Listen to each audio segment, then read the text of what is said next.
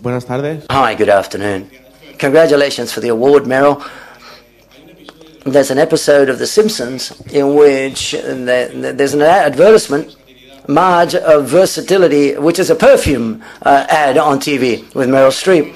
It's a funny joke, but I think the truth, it pays tribute to you. It's a small tribute to you, because the opinion of everyone has, well, not everyone, well, many people have, is that you're an actress you're a very versatile actress. And my question is, do you believe that it's much more difficult to be a versatile actress or a specialist in a specific genre of cinema? Thank you very much. It's not what's more difficult. The job is the same all the time. Every actor has the same job, which is to embody someone and to have people believe that they are the person who they say they are. And you can do that in changing, shape-shifting the person that you appear to be, or you can do it without changing anything. I mean, but the job is the same. It's just listening and talking. But I think that for me, it's just something that triggers my imagination in a way that's more fun. And the element of play is important to me. And also, I think that since we all share DNA, we all have little pieces of each other in each other. We don't even know it, but we do. I mean, certainly everybody in this room. So that's something I've always been interested to know what part of me is from my Irish grandmother, what is from my Swiss great-grandmother, what part of me is from my father, whose name is a made-up name, Streep. It's a line, it means line in Dutch, and it's probably from Jews coming from Spain in the 15th century, and you know, so we're all a mix of people. Certainly I am, so I'm just channeling, I guess, that all these lives. Hello. Hello. I would like to congratulate you. Really, it's an honor to have you here, and I think we all are very, very happy to meet you. Thank you. I have two questions, but one of them has been already answered, and the other bring me to the United States and to United Nations right this week, where many presidents, among your president, has been participating.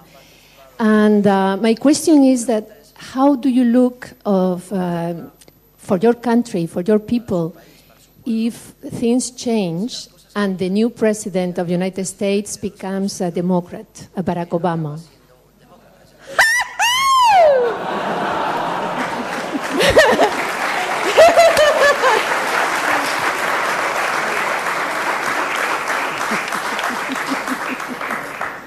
I think the world financial market will go right straight up through the roof if that happens. I think just you could hear the shouting and the singing from here across the Atlantic if that happens. If it doesn't happen,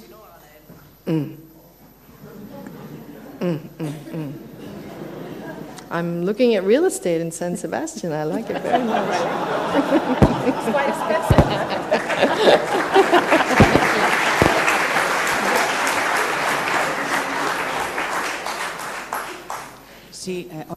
Hi, Meryl. First of all, thank you very much for coming personally to receive your award here in San Sebastian. And I would like to ask you, at certain moments in your career, it's very difficult to choose, I'm sure, but I would like to ask you for a specific scene of The Hours in the florist shop where your character is going to buy flowers. There's a scene with Mrs. Aileen Atkins. But apart from being a great actress, she's a great author, and the author of the Peter and Virginia theatre, and she adopted Mrs. Dalloway for the cinema. Could you talk about this scene? And subsequently, you met in a film called El Atardecer, Evening with Vanessa Redgrave, if I recall, which is also she's indirectly linked to your career because you started in Julia. And I would like for you to talk about those two moments, okay? Thank you very much. The moment in the flower shop in The Hours with Eileen Atkins was the first day of shooting of The Hours. And let me tell you something about hubris, my own hubris. Because at certain moments, I think, well, I can travel and I can set up the house and then I can go to the first day of shooting and I don't have to look at the script the night before. It's okay. I can just look at it in the car on the way to work. And with Eileen Atkins, whom I so greatly admire, I came to work that day and I did not know my lines. And it's like really rare that happens, but I just thought I could just squeak by without looking at them the night before, and I couldn't. And I so admired her. And part of that made me feel that maybe she would judge me because she's such a great actress, and then that made me even forget more of my lines. So what you see in The Hours is terror. And I think it was very good for the scene, actually. But it was very annoying for Eileen Atkins, I think, on the day. But that's the story of that scene. And Vanessa, I've known forever because we did Julia together, which was my first film. And I never worked with her because I was not in any scenes with her, but we shared a car together to and from the set. And she was so lit from inside with her passion, her about the at that time she was very, very involved with the Palestinian question, and she was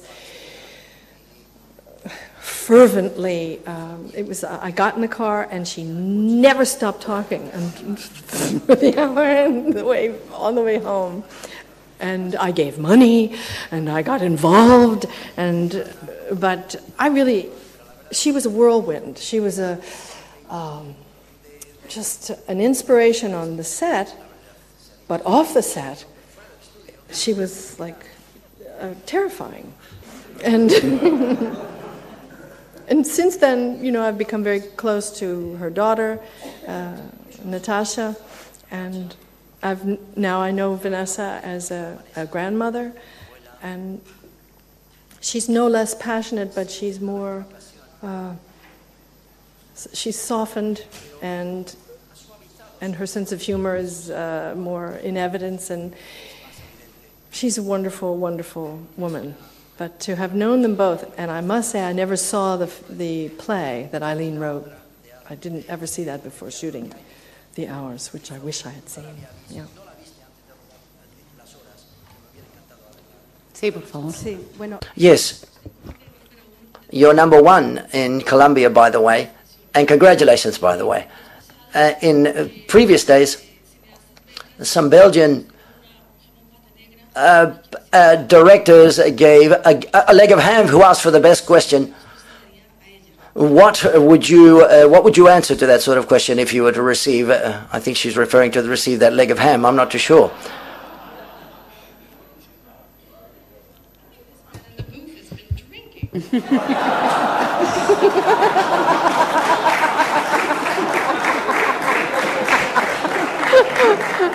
Now he asked me if I want a leg of lamb.